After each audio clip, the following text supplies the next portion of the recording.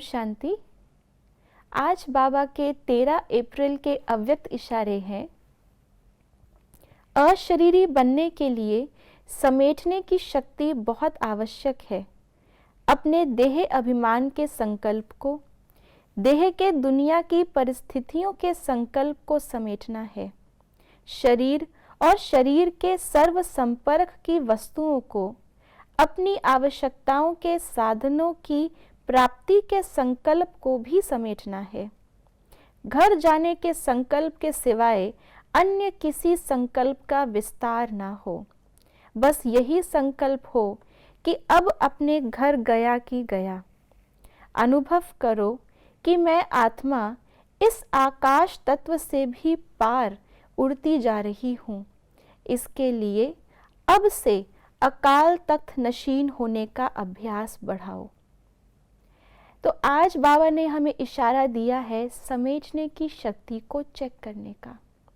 समेटने की शक्ति, ये हमारी अंतिम समय जो हमें शक्तियों का प्रयोग करना है, उस समय की शक्ति है। क्योंकि आत्मा ने 84 जन्मों से इस संसार में रहते रहते देह का बहुत विस्तार कर लिया। देह के संबंधों का, देह के हिसाब किताब का, देह के पदार्थों का, हर प्रकार का विस्तार ही करते आए हैं हम पहले जन्म से। और अब एक ही जन्म में हमें उस सारे विस्तार को समेट करके अपने घर निराधार और एक अपना इंडिविजुअल आत्मा बन के जाना है। क्योंकि वहाँ हमारी निराकारी दुनिया में एक पिता और हम बच्चे, इसके अतिरिक्त और कोई संबंध नहीं, और इस संबंध की भी अनुभूति वहाँ नहीं है। इसलिए हर प्रकार से अपने हर विस्तार को हमें समेटना है। जैसे मकड़ी का बाबा एग्जाम्पल देते हैं। मकड़ी स्वयं ही अपना जाल बुनती है और अंत में जब वो उसमें फंस जाती है तो उस जाल को स्वयं ही काट कर खा के वो उससे मुक्त हो जाती है। तो अब मुक्त होने का समय है। अब हम और नया जाल क्रिएट ना करें।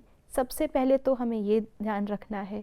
दूसरा, जो जाल ऑलरेडी विस्तार हमने क्रिएट किया है, उस विस्तार को अब हम समेटना शुरू करें। और बहुत सिंपल साधन समेटने का है। हम एक एक करके सारी तार तोड़ें, इससे सहज हम एक तार बाबा से जोड़ें। उस एक पुरुषार्थ में, बाबा के साथ लगन लगाने में, ये सारी चीज़ें अपने आप ही दुनिया भूलती जाती है। तो जो बाबा ने कहा अशरीरी बनना, इस संकल्प के अलावा और किसी संकल्प का विस्तार ना हो। इस एक संकल्प का ही विस्तार करें तो बाकी सारा विस्तार इस एक विस्तार में समा जाएगा। दूसरा, बाबा ने जो कहा कि हमें अपने अकाल तख्त पर रहने का अभ्यास बढ़ाना है, जिससे आत्मा एकदम शरीर से बाहर आकाश तत्व से भी पार उड़ के चली जाए।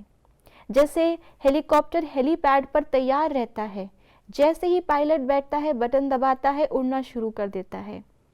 एयरपोर्ट पर जो रनवे होता है, वहाँ पे एयरक्राफ्ट दौड़ी लगाता है, उसके बाद उड़ता है।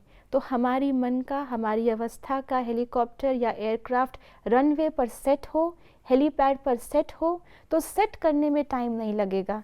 तो ये अकाल तख्त है हमारा हेलीपैड। जितना हम यहाँ स्थित रहेंगे, अंत समय फ्लाइट लेने में हमें उतना ही कम समय लगेगा। ओम शांति।